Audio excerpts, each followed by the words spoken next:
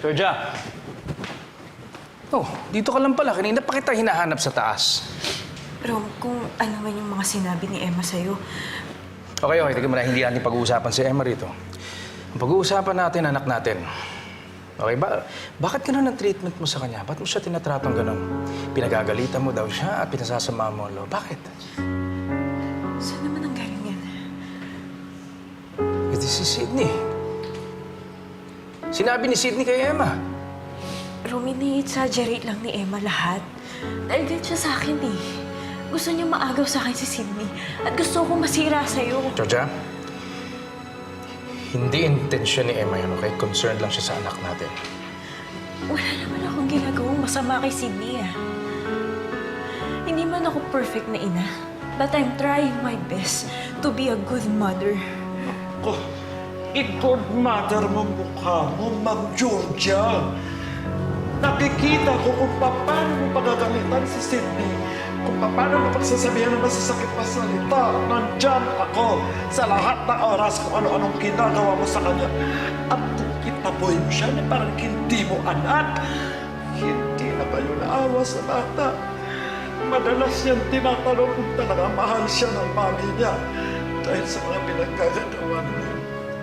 Yan ang totoo, sir. Rom, Tingnan mo na. Georgia, akala ko nagkakasundo kayo. Ganda naman ang trato mo kay sa Sydney. So, ano ibig sabihin nito? Yung bahay puro pakitang tao lang. Rom, hindi. Tama mo, Georgia. Ikaw ang nag-aalaga kay Sydney, okay? Anak natin yan. At dapat yun din ang tingin niya sa'yo. Ikaw ang ina. Hindi si Manang Loling, hindi si Mami, hindi si... Basta lang hindi si Emma. Ikaw yun, sa'yo nanggagaling yun dahil ikaw ang ina. Kuha mo. Rom, I'm sorry. Hindi ko naman talaga sinasadya eh. Hindi ko sinasadyang saktan yung anak natin. Yung nakita ni Lole, nakainom kasi ako nun, kaya nakapagbitaw ako ng masasakit na salita. Pero mahal na mahal ko si Sydney. Eh bakit mo nga ginagawa kay Sydney yun? Dahil nagsiselos ako. Kanino, kay Emma? Kasi nagiging close sila ng teacher niya, tapos sinikret pa niya na si Emma yun. Gusto ko na hindi na siya pumasok doon sa klase ni Emma. It's done, okay?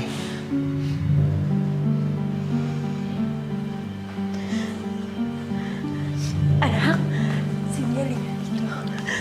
Sige, I'm sorry ha. Hindi ko naman sinasadya eh. I love you so much.